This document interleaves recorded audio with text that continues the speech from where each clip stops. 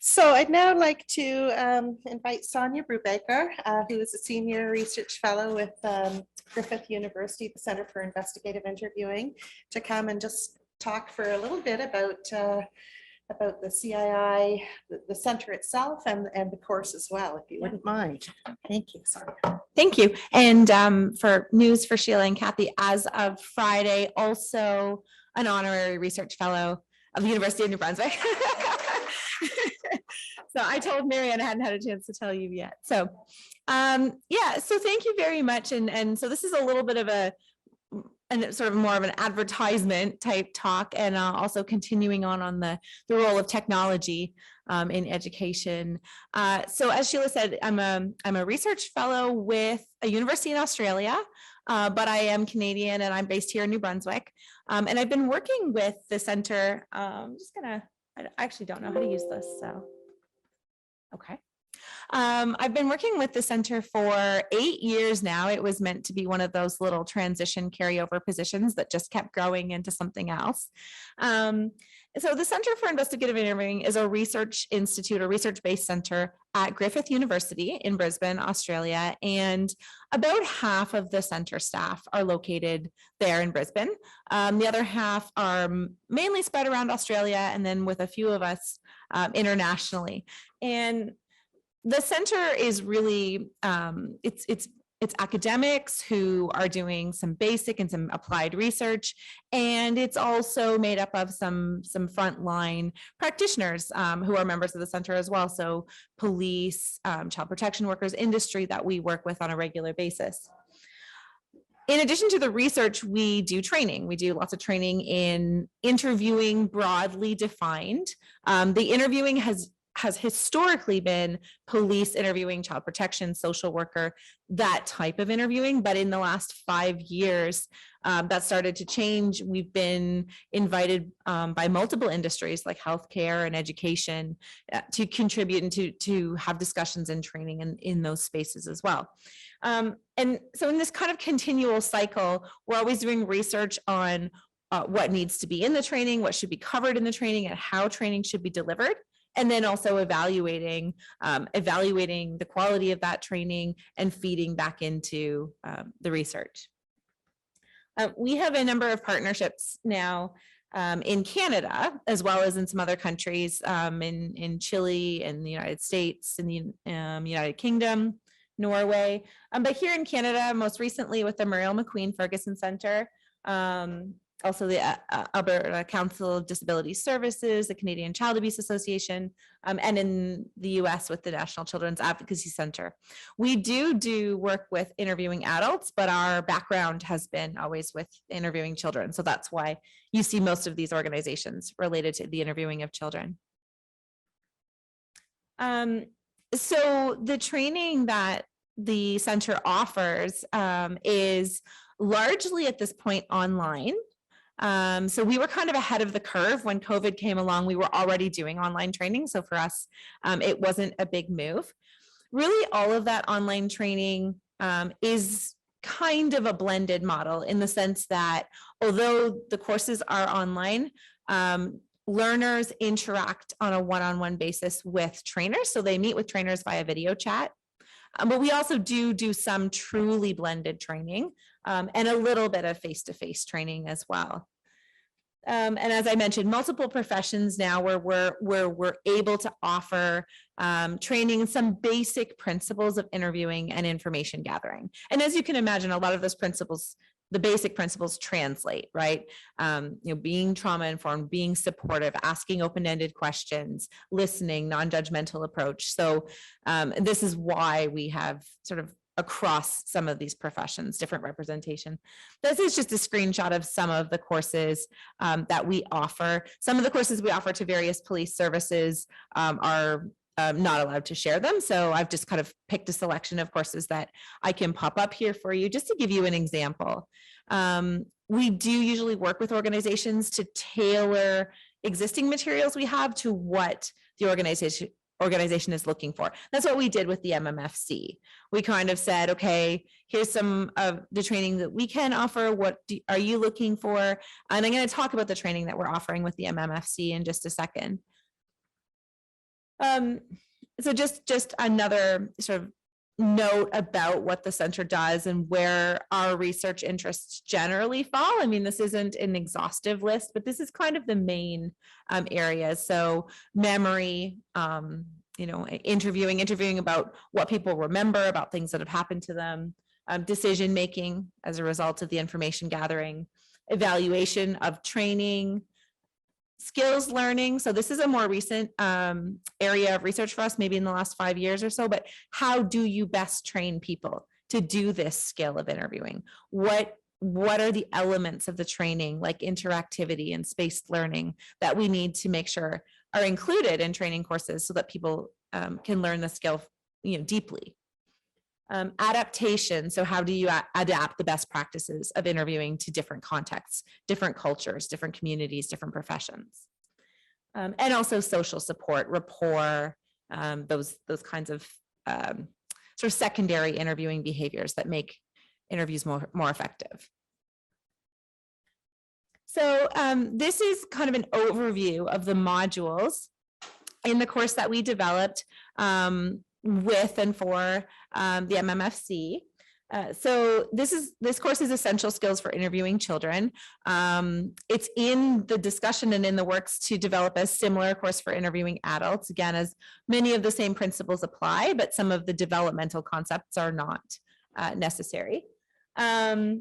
So just kind of gives you an overview, but we first talk about interviewing best practices and question types, and then we take a step away from the question types for a while and just look at children and children's development and how that's relevant to the interview. And then we come back a little bit to how to use question types in an effective way.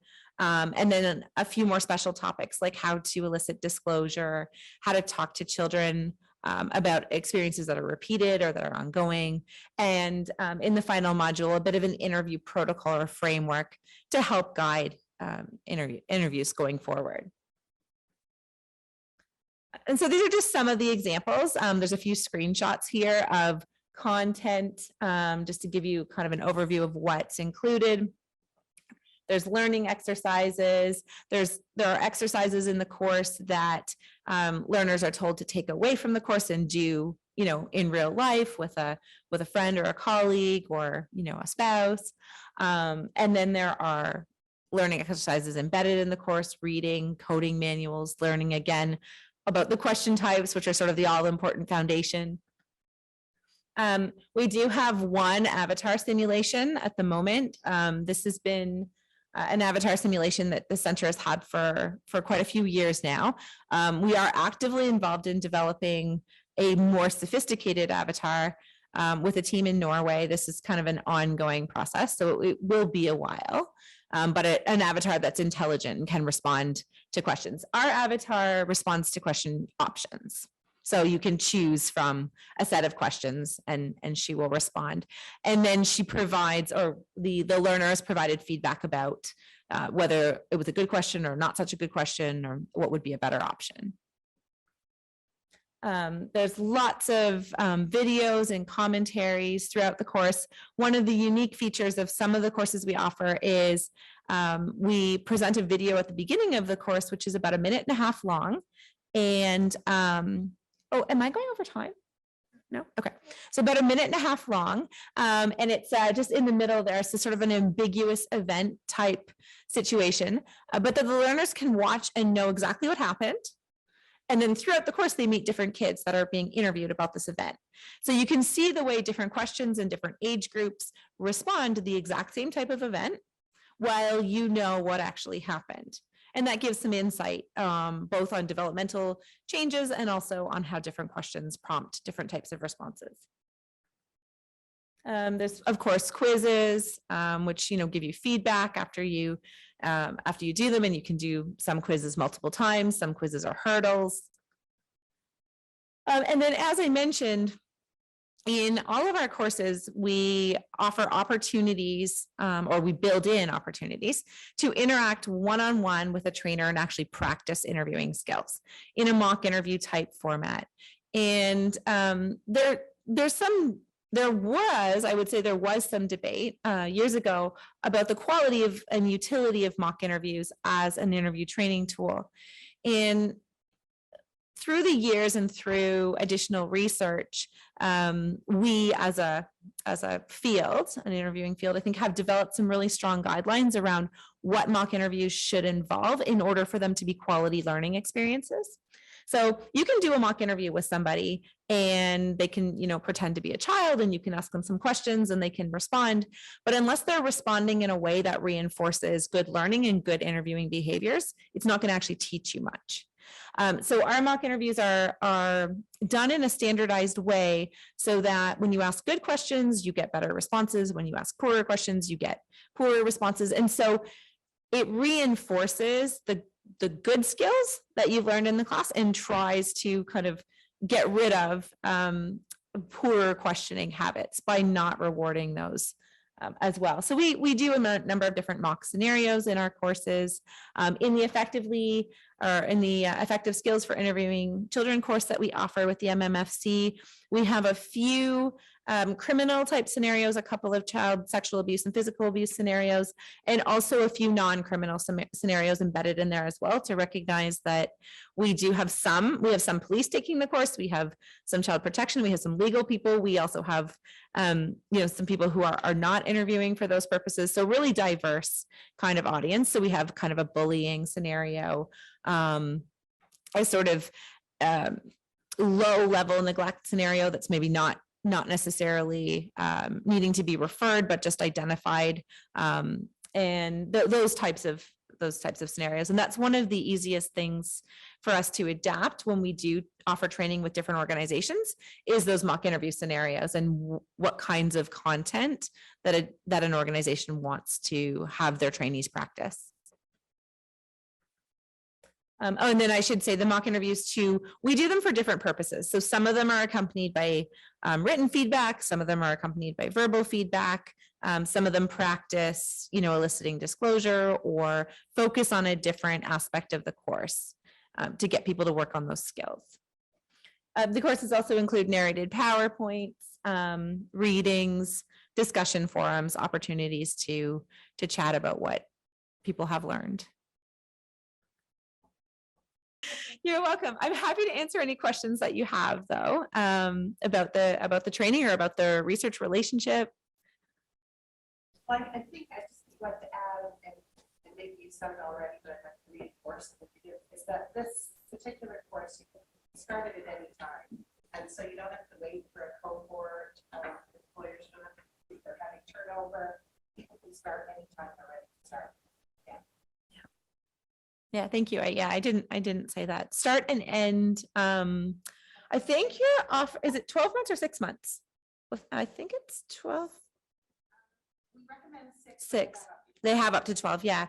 Yeah. So you start anytime, and then the license is good for that period of time. And we're usually in this course, there's 3 mock interviews. So we have a few trainers that are available on a couple of different, we have one on Pacific time, one on Atlantic time, and one on Eastern time. And as well as some in Australia. So for people who get up really early or work really late in the night, we do have lots of possibilities, but those can be booked, most of the time. So it's really, most of the course is self-paced except for, opportunities to book those sessions. Yeah. And at some point in the near future, this is kind of a relatively new relationship. We do want this to transform into not just a training relationship, but an actual research relationship, so that there's some opportunities to do research based around the offering of the course. Yeah, when you sign up as a learner, you also sign a consent that says that the data, like, your results of this course, I agree that it's used as research. So the data is generated from research. And that is optional, of course. You can take the training without signing that, but yeah.